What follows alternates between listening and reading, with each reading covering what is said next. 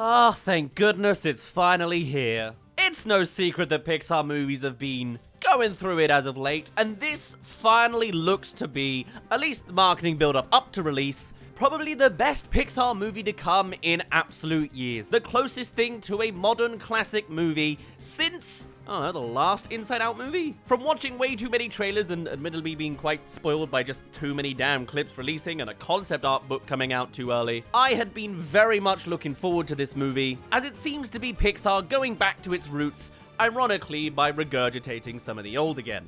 But it is regurgitating one of their best movies ever. Now, the original Inside Out 1 was a movie that kind of needed to grow on, to me personally. I thought it was a little bit, well, not as impactful as other movies. But now with a sequel that successfully makes sense that it's a normal, understandable expansion into the world of puberty, this is the kind of sequel that, though is of course more of the same, also makes a lot of sense, it works in universe, and it practically writes itself. Add on to the fact that the world of the mind palace inside Riley's head is indeed one full of concepts and puns that I just adore every time I hear of a new one. And really, I should in all sorts of regards really enjoy this movie. But how good is this actual movie now that I've finally seen the final result? I hopped outside of my house in a rare event and saw the earliest screening I could at midday. Got to sit in a half-filled room with surprisingly a lot more people my age than actual children.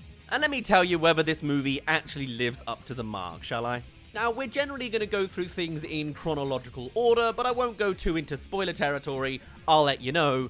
It's like from the 30-minute mark onwards. And even then, I don't know necessarily if there are spoilers for this movie apart from the final 10 minutes. I mean, honestly, if you've seen as many trailer clips as I have, you kind of know 80% of the movie already. And that's also some of the footage I'll be shuffling behind this review anyway, so you're kind of already down the rabbit hole.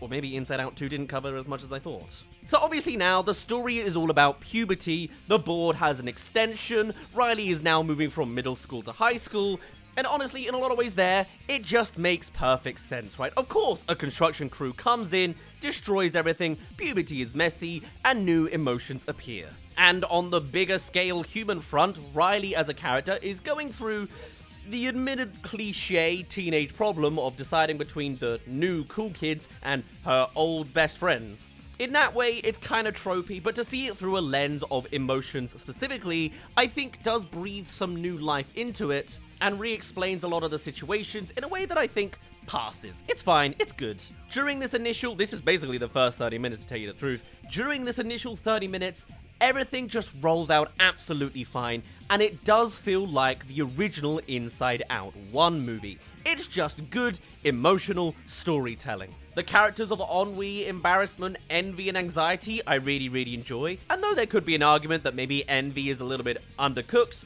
I think that might be felt more at later parts of the movie rather than in the very first 30 minutes. Anxiety as a character I also find very intriguing. Of course, all the acting performances are absolutely brilliant. Maya Hawke does a great job as Anxiety. The two new replacements for Disgust and Fear did very well for themselves. I couldn't tell that it wasn't them, I just knew it in my head. And the idea that Joy and Anxiety are butting heads in a sort of more political sense, that they both have Riley's best interests in mind, but have completely opposite opinions, is genuinely really interesting to see the emotions disagreeing on the next best way forwards. Now, the obvious pitfall that the movie could fall into is completely treading over the same hurdles of the first movie. In that, Joy says, "Sadness bad, sadness get out of here," until she learns we're coming to accept this emotion, even if it's a negative one.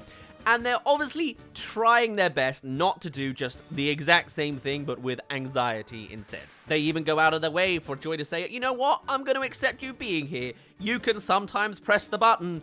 We just need to make a balance. I can love the sadness, I can learn to love you, blah blah blah." But then the actual answer of the movie is then Anxiety is bad because she takes too much control. And I get that they're going for, you need to find the balance, and she's just so overwhelming that she's taking over, like Joy was in the first movie, but it does get slightly muddled along the way, and in a lot of ways is just retracing its steps. But to retrace one of the top 10 Pixar movies ever, maybe isn't necessarily the worst thing in the world. Of course, eventually, the original cast of emotions all get sent away, suppressed into bottled emotions, and ejected from the tower. Now, instead of it being just joy and sadness out to the extended depths of the mind, it's the whole cast. I like that. It's nice. It's cyclical. You can see more of the character reactions. It's all a good bit of fun. Even more so is the fact that we learn that sadness splits apart from the main group to even further oppose the original movie, so she ends up crawling her way back to the tower to do some more sneaky things.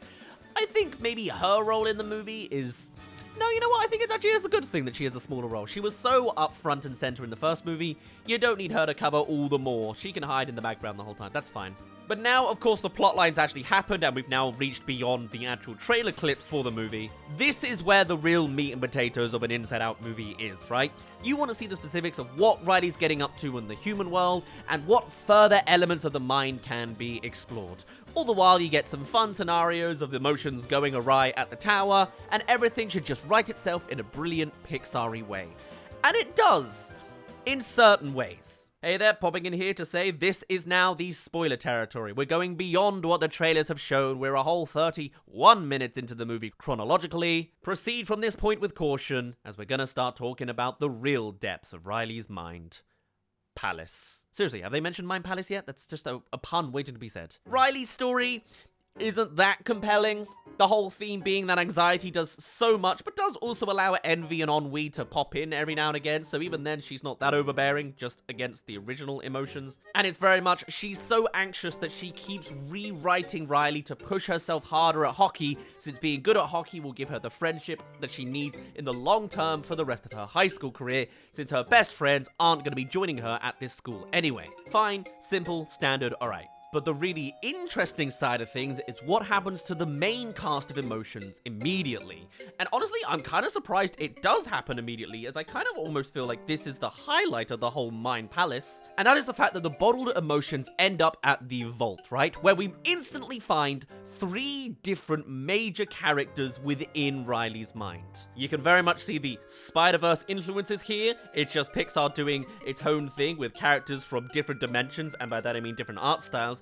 First, you got the Dora the Explorer Blues Clue parody, which is a 2D cartoon dog from Riley's childhood, as well as Pouchy, who's like the map from Dora the Explorer, being the annoying cartoon that likes to address the audience. As a little side note here, there is a moment where they're like, "Can you say Pouchy?" or something like that, and my audience at 12 o'clock in the afternoon, full of 20-somethings, didn't make a peep.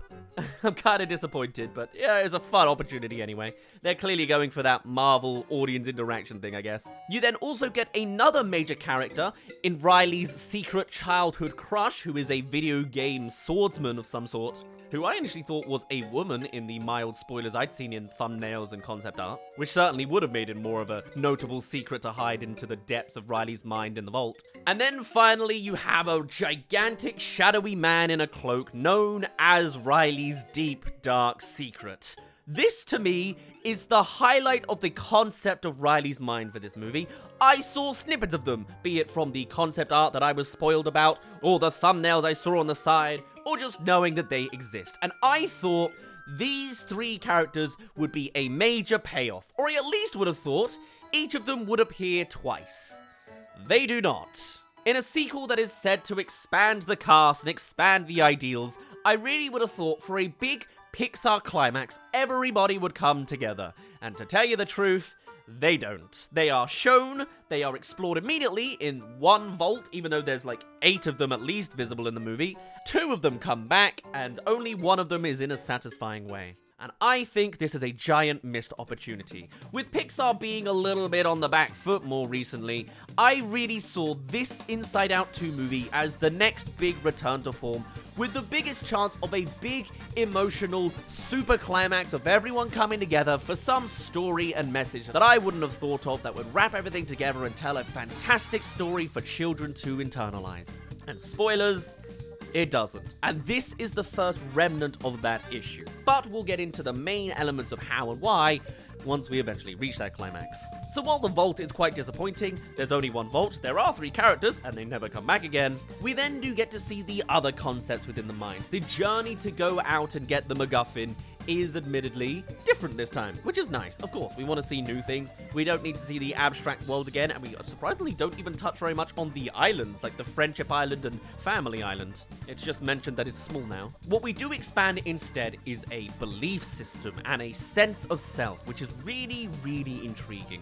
It's a lake at the bottom of the tower that has a whole bunch of strings attached to memories that come as Riley's core thoughts about herself. They are the likes of I am a good person, I am kind, yada yada. With anxiety now in control at the tower, she is single-handedly taking all of her anxious memories and dumping them into the core in order to push herself to be better at hockey.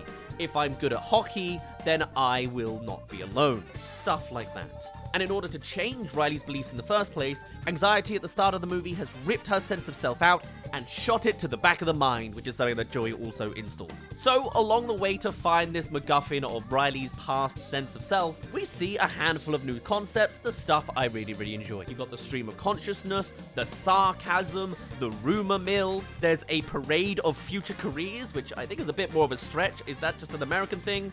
Probably, as well as brainstorms and the like. Now, while I'm also glad to have seen all of these puns, I think maybe I had the experience of being a little bit spoiled too much on the trailers, because practically all of these appear already in the trailers. So actually the new stuff there was to explore wasn't a lot for me personally.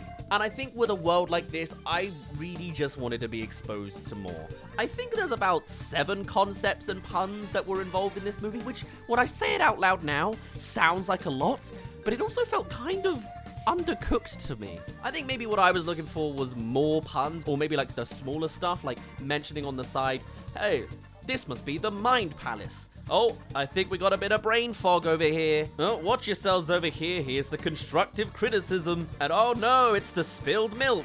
She's spilling the beans right now or something. I don't know. Maybe I'm just stupid and I like the puns a little more. I kind of wanted to see a little bit more of that. That's kind of the highlight of the Mindly concept. And it felt like the sequel could have shown more. And maybe at some point I'll come around to coming up with all the possible mind-related puns in the future. We'll see. What they did do a really good job of, though, is other expansions and showcases of emotions in other forms.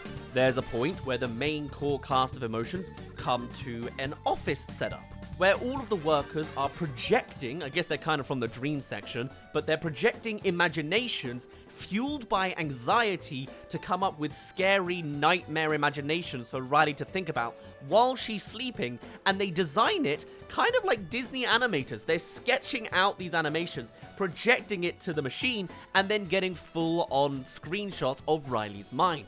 That is a really cool way to demonstrate emotion-led imaginations that are fueling some sort of tone. Every time I, as a teenager, was imagining angry arguments, I could interpolate that is anger in fueling my office people to make projections of imaginary arguments. Great fun. It still opens the door for talking about mental health to children, which on a core foundational level is absolutely brilliant. Ironically, actually, core memories weren't even mentioned at all in this movie, huh? We then eventually do reach the main MacGuffin. Anxiety, on the other hand, by the way, hasn't really done much. Riley has a hurdle with sleeping with the imagination thing and going after a notebook to find out what the coach thinks about her, as well as doing a hockey game with stakes in it, I guess. You know, it's not that crazy, but it's fine. It doesn't need to be, I guess. And our main cast make it to the back of the mind, which is a cool concept in theory, but again, as well, I don't think it was expanded enough. There was just a pile of memories that they had ejected in the past, right at the back of the mind for Riley to not think about. And even the idea of it's the back of the mind, you look beyond and it's just a dark void or a wall, they don't even do. It's just here's a pile of cores. A great marble simulator. Most of this movie is just ball simulator. But it felt a little bit on the world building, especially compared to how much was shown in the first movie. Instead, what it focused on more was a lot more character stuff, which was really appealing. As by this point, Joy is very much losing her spark, metaphorically, they really could have done it literally, because she's struggling to maintain happiness and being a leader of the group when everybody's constantly criticizing her. And the world isn't great right now, and it's such a tumultuous time. That was a really nice expansion. The rest of the team, notably Anger, then come to support her and also showcase that they don't have to be only their emotions. Joy shows sadness sometimes and Anger shows to be calm. And then as a way to teleport back to the beginning of the tower after another pathway is destroyed along the way, which again is interesting in its own right, the main core immediately do manage to teleport themselves back with an immediate avalanche of sending all of these bad memories that they've kind of been ejecting themselves and sending them all to the lake at the bottom of the tower, completely switching over Riley's core beliefs of herself after actually accepting and acknowledging all of the negative emotions around her. Which as well, I think, is a really cool accepting point that's very telling. I'm surprised it doesn't have more traumatic experiences from it, but I guess it's more balanced that way after all the good things they were pumping down there previously. Maybe. I think it's a little bit of a stretch that they have gone onto the far edges of the mind, and then one TNT explosion sends all the cores down into a river enough to cascade them to the center of the mind again. Bit of a stretch. They're getting there. A joke I really love, however, at this time is, this is where we're coming to our climax now. This is the end of Act 2. It's meant to be the sad moment, because Joy is slightly sad. They do bring back, finally, one of the 3 characters in the vault. The assistant to the blue dog doesn't even make an appearance. Pouchy does make an appearance. And I really like this, because suddenly they take the more cartoony aspects, the fact that all of us are kind of annoyed by the Dora the Explorer presentation, and they make a good fun joke out of it, with Anger actually stuffing his hand into Pouchy's mouth to get the items and TNT that they need. That's good fun. They cut away a little too early and we never see him again, but it's still fun. I really, really liked that. The comedy is pretty great in places. I just feel they could have done more with everybody else. Because with that sad second act, that is meant to be the replacement as well of Bing Bong, right? Inside Out 1 had the sad moment right near the center of the movie of Bing Bong dies and makes a sacrifice for the others to get back home. In this movie, it's Joy is a little bit sad on a pile of balls again, saying she doesn't know what to do. And then the gang come along and they immediately explode into the climax sequence. It is not as compelling as the first movie emotionally, and there is an idea I could come up with to change it that would be very stark, but we'll come to that to the ending. Which we are essentially at, as we now come to the real climax of the story, where I would hope it would be everything all just conglomerates to the core right at the beginning again. By now, all of the emotions have been recalled back to the tower. They end up in the lake and then go up through the elevator that attaches the tower and the lake. Everyone's all together. I would want all 3 Vault members to also come along.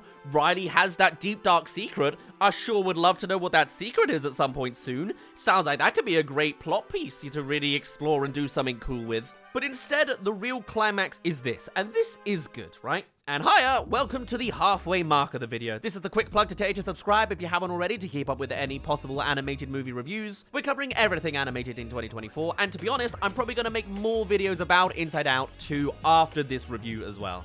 Talking about where the sequel could go, as well as maybe some other mind concepts they could explore, like beyond just brainstorms and parades of future careers, something like brain fog I feel is easy to come into soon. Anyway, subscribe to keep up with all of that, and I'll let you get into the real gritty details and complaints I have for Pixar's new Inside Out 2. Cheers for getting this far in. But instead, the real climax is this, and this is good, right? Riley, in pushing herself to be the best in the best at this hockey game, is really pushing herself to a limit. She has pushed her best friends off to the side, and now, in order to make the team in the first place, she is even going to sabotage her own team to score 3 goals to be the absolute best in history. Also, with anxiety sending all of these anxious memories into her core belief system, she has accidentally invented a new anxious sense of self that constantly is saying to herself, I am not good enough. With this intense mental pressure on Riley during this very high stakes time, it comes to a height in the real world as she clashes directly into her best friend, injuring the both of them slightly. She's sent to the penalty box and she has outright an anxiety attack. I feel like a bloody idiot that I didn't think about that while I've been seeing all these trailers and the introduction of an anxiety character, but it's very, very cool. Riley is sat on the bench by herself, isolated, her heart rate is pumping, she's clutching her chest, she is literally having a mental breakdown over all the emotional stakes of it all. Meanwhile, anxiety as a character, speeding along the console, in a whirlwind of orange strands that she can't control anymore. A fantastic representation of the emotion of an anxiety attack, and showcases that one emotion can't solve all of the issues. At the start of the movie, we saw how every emotion hopped in to make Riley good at hockey, whereas in this one, it's entirely fueled by anxiety alone doing it all. And so instead of the climax that Anger was thinking of punting anxiety out of the tower, the answer, of course, is love. Joy comes in to calm down anxiety from the inside, telling her to let go of the console and she'll step in instead.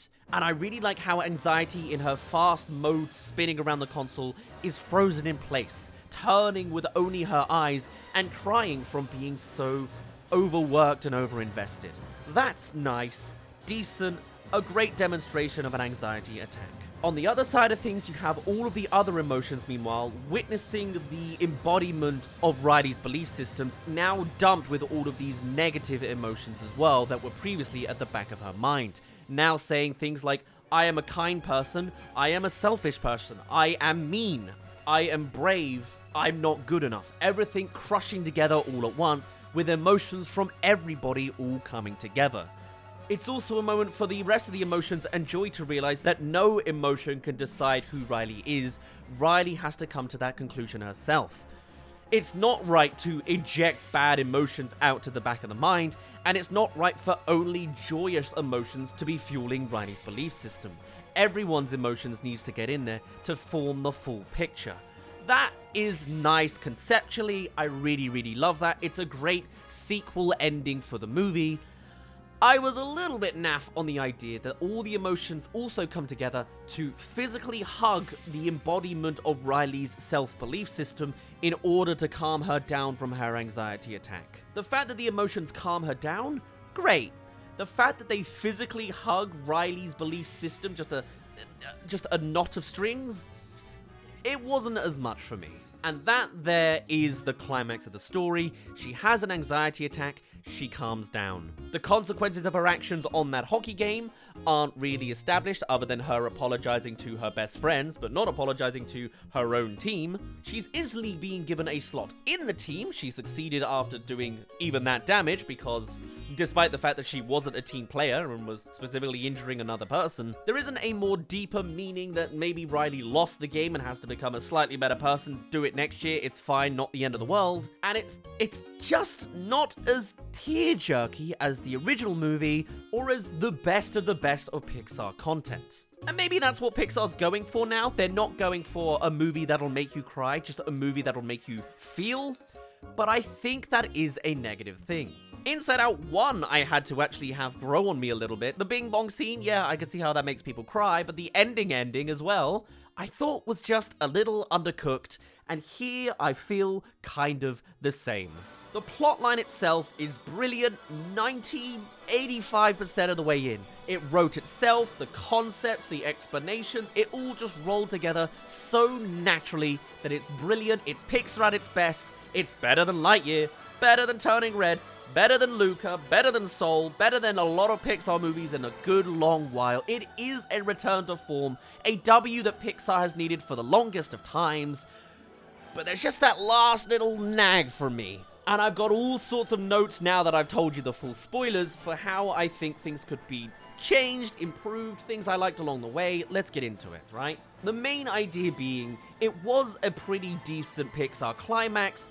It just feels also slightly watered down, a little bit mild, you know, a bit of a milquetoast Pixar ending. With the main meat and potatoes being brilliant, it just didn't stick the landing 100 out of 100 for me. But the presentation of the anxiety attack was great. Let's talk about Deep Dark Secret, shall we? Now, I of course was spoiled from this due to the concept art, but also I thought was gonna be a really nice ideal, right? It makes a lot of sense that there is a secret at the very core, and we've got to address and accept it to move on for a really good climactic ending to some degree. I'll tell you what the Deep Dark Secret actually was. It was a gag. That's what it was. You know how people hated the post-credit scene of Doctor Strange Multiverse of Madness? Yeah, it was that. It was just, hey, Deep Dark Secret, it's time for you again after you said not yet and closed the vault on yourself. What was the Deep Dark Secret? And it was something not that worth it. It was that Riley burnt the rug that one time. That's it. That's all. Okay. That, even if it's a joke, is massively, massively disappointing. The very thing about your audience demographic is that they are typically children who are naturally curious. To establish, ooh, here's a secret, and then not have it be something fun and good, just fun and comedy, I don't know, man. I think it could have been a lot better. To be fair, the headcanon I had in my head was a very stark choice that I would be surprised if Pixar did. It's a very brave chance. And maybe we'll expand it properly in a future video. Spoilers, I thought it was that she had a crush on a girl. But hey, getting onto that topic with Pixar and Disney doing that up front and center has already been a source of contention from the internet and parents for some reason, so we'll get there in the future. Another thing I think that doesn't help this is actually when I looked at the concept art imagery, I didn't realize necessarily that any of it was going to be cancelled. I knew that there was a cancelled character in the form of Shame, but I still thought there might have been some representation of her lair or the SS brain fart that was shown in the book. They don't exist. I also specifically saw this particular imagery here, and I thought, oh, that's the real climax we're gonna get to soon. The idea that at some point, Joy's gonna be in the deep, dark section somewhere against some big, dark tentacle monster. I was waiting for that, expecting it, and the fact that it didn't happen, and I thought it would because maybe the anxiety attack was the end of Act 2, and there was still the deep, dark secret, you know, something got lost on me along the way. Is that a fault on me for witnessing spoilers and trying to extrapolate that that's where it's going? Or is that a fault on the Pixar marketing to send those spoilers out early and open up the wrong expectations? Or maybe I should read what was actually included or not and read the actual pages. I don't know. Still, that was a shame on that front.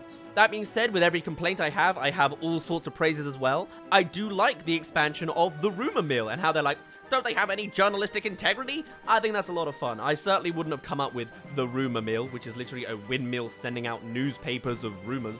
Interesting to hear the idea that Riley is considering becoming a Supreme Court justice, and they could easily make an Inside Out 3 with her in her mid-teenage years, or even in her 20s and 30s. Maybe she does become a justice, you never know. I'll probably make a video about how to do Inside Out 3 as well. What was a real shame specifically as well is the non-reappearance of the video game guy. The swordsman that helps them vaguely break out of the vault, has a weird final move that is rolling against somebody. The payoff also is that never actually does a move. I thought that could have been a great climax, that it does a spin and then it explodes afterwards like a Jigglypuff sleep attack or something, you know? The very fact that they didn't appear at all again is really, really disappointing. But their animation is brilliant, that they're actually animated to be a video game character. I adore that. And the way that their walk cycle is only at 45-degree angles and they get stuck on the wall and the door. Mwah! Brilliant. Give me more of them, please. I also thought, having seen them in thumbnails and concept art, that they were female, which would have really helped the idea of this deep, dark secret that a childhood crush of Riley's is a video game female sword fighter in some game. Logically making sense, and somewhere they could delve in Inside Out 3 when she's 16 or something, I don't know. That's where my sort of brain headcanon was all going there. Just the fact that he didn't appear again, very disappointing, because he was a highlight for me. Tell you, man, the highlight of this movie is 35 minutes in. It's the vault. And what else was really interesting was the idea of Joy fading. The fact that her happiness couldn't be maintained as a leadership role is a really nice way to expand the depth of your emotions. In fact, there were a couple times I actually thought she was going to die. After the happy climax, there's a moment where Joy is like sparkling off and they're all going towards the console. They justify it as Riley is expecting and looking for you right now. But wouldn't it have been strangely powerful if Joy died right there? Or even at the back of the mind, where they mentioned you really shouldn't be stranded at the back of the mind. That's a bad place to be, even though there was no threat of any danger in that back of the mind area. It's not like the pit from before, even though it basically is. And they even go on to have a conversation about how the rest of the emotions can help support and sort of take on the burden of support on Joy as a character and looking after Riley. If in some form Joy had died, even if it's like a cyclical matter of, in the same way that Bing Bong allowed Joy to get out of there, Joy somehow let the others get out, sacrificing herself at the back of the mind, would have been a nice cyclical plotline, and then the rest of the characters with their more deeper emotions being able to showcase Joy could internalize Joy amongst themselves and do something about that. That could have been interesting. Or because she's an emotion, she can respawn if they do something at the console in the climax. But maybe the very fact that me explaining it gets a little overcomplicated means maybe that's why they went for the Easy option out. I don't know. It was still very interesting to see. What was a strange diversion I wasn't necessarily expecting was there's a lot of romance in this movie. There's a ship between sadness and embarrassment because they have a secret wordless communication in the background of the tower. Disgust is in love with the swordsman video game guy. And anxiety and fear slightly get along because they're kind of similar. Oh, and while I've mostly been mentioning the main 9 emotions, already, by the way, a weird number, there is a 10th emotion in the form of nostalgia. She gets 2 scenes, and both of them are in the trailers. Just outright, oh, it's too early, nostalgia, get out of here. And, oh, hi, nostalgia, get out of here. That's kind of a shame. Nice, a gag. As we said before, the islands aren't really expanded in any degree. The family island is not any bigger, and they don't really address it because she's not with the parents the whole time. Do it Inside Out 3, that's fine. The Riley consequences of the hockey game I mentioned weren't really enough, and I don't feel like the monologue she has of, I'm sorry, I've been treating you this way, I've been so anxious, I don't know what to do, you guys, I freaked out when you guys said you're going to a different school, yada yada. I think that was also a little undercooked. Maybe it's because I've got the attention span to think that she could talk longer, but I felt she didn't talk for very long. Wasn't enough, but oh well. Yeah, Pouchy was great. The demolition guys, they didn't come back. They come in, they destroy the console, they make a big mess, and they say it's expanded. And they say, don't worry, we'll come back. They stopped because specifically the lights turned on, it's daylight inside because Riley is awake again, right? Now, they might have insinuated that they'll be back in a few years' time, you know, because she's gonna slowly grow over time, but considering this is a movie, and they specifically put in the line, we'll be back, I think something is missing for the fact that they don't actually come back in the runtime of the movie. I think if they wasn't going to be in movie, don't have that line, or say we'll be back in a couple of years. The fact that they didn't do either, and they went for the middle ground that's, you know, got a complaint to it, I've got a complaint to it. Heck, why don't they go in full on? If the climax in my head has every one of the emotions going to the tower, and all of the bad memories, and all of the Vault characters, why not have the demolition guys come in as well? Just full on explode the entire tower with way too many people. That's a proper climax, if you ask me. Now, Envy as a character, I thought as well, was a little bit undercooked. To be fair, you have got quite the ensemble cast. She does get a little bit of a voice in more of the Riley sections later on. She doesn't have much to her, that's fine. Ennui, I surprisingly really loved. I loved the French accent and Ennui. I love the introduction of their app, which allows them to use the console remotely. Yeah, decent enough on that front. I liked that the correct ending and best timeline for Riley was just her having joy during the hockey game. Instead of stressing about the result, she was just enjoying the moment in the moment. That's a really nice message to tell the kids in the moment. I still disagree that Riley shouldn't have been selected from that, especially because also they established in the coach's notebooks that she said Riley is not ready. So why does 2 scores, interrupting your own team and whacking one of the enemy team counters, oh, she's ready now? Not to mention, inside her head in the epilogue, Anxiety is just given a chair to sit to the side. It's fun that there's a pun that says anxiety without the E, it's anxiety. But also, is that not kind of the bad message from Inside Out 1, where, like, why is this not just a seat for sadness to say, oh, you shouldn't contribute, you're a negative emotion? That gets a little muddled along the way. To say this movie is muddled would be very, very wrong. It looks more like there was a deeper, more conceptual movie in its core, and it's been shaved off around the corners to be successful, but not too complex, bringing it down to more of its basic bones to make sure it succeeds during a time where Pixar's been a little bit unbalanced and unsure. To me, this movie is a 9 out of 10. It is a 95 out of 100, maybe 96, but that final 4 to 5 points is just because the climax wasn't as good as it could have been, and there was no end of Act 2 real sadness to the likes of Bing Bong. To me, Pixar is at its absolute best when it really brings the waterworks, and this movie just wasn't that, ironically, emotional. It was a bit, it was a lot not. There are a lot of expansions they could have done, and they kind of left it be. I don't like that Deep Dark Secret was a gag. I wish we could have seen more concepts. And it doesn't necessarily have to be a gay plotline to be better, but I am probably going to keep that in as my headcanon. I also believe, actually, in the imagination scene, there is someone who snuck in the meme of the guy looking at the other girl on the street, and one of them is Val, and the other one is the boyfriend crush from the last movie, so hey, there's theories in there. Riley likes to wear a lot of rainbow colors, you know, so I'm going to keep it as a headcanon. That's a great plotline to run with anyway. It's a coming-of-age puberty story. She doesn't know where she is on an identity front. It's a super deep, dark secret. And hey, if it's just as simple as, hey, she had a crush on a video game female character, it's innocent and a nice way to expand a really interesting message that could be helpful to children. She is only a preteen, she's only 13, so maybe we'll wait for the Inside Out 3 16-year-old version. But it's, again, a movie I see could easily be writing itself. And if not, you can always bring back the pages from the concept art, like Self-Compassion or the SS Brain Fart. Shame can stay at the cutting room floor, though. That's fine. Beyond that, though, with all of my points saying all sorts of complaints, this really is a coming back to form Pixar movie. It is the greatest Pixar movie in years. And since I've been talking about Pixar movies, apparently they've just been bad. I started with Incredibles 2, Toy Story 4 did well, and then I was sole onwards that I've been here. It's nice to have a 95 out of 100, and I only have these complaints out of love. Well done, Pixar. Let's hope you can keep it going with some brilliant storytelling. Oh god, they've already announced they're getting rid of personal stories. Maybe this is part of the problem. Well, I guess we'll just have to see. On that final note, I will end things off there. My name's been Daz. Thank you very much for reaching the end of this reviewy ramble. Do let us know your thoughts on the movie, as I'd be very curious to hear it. And I shall see you in a little bit.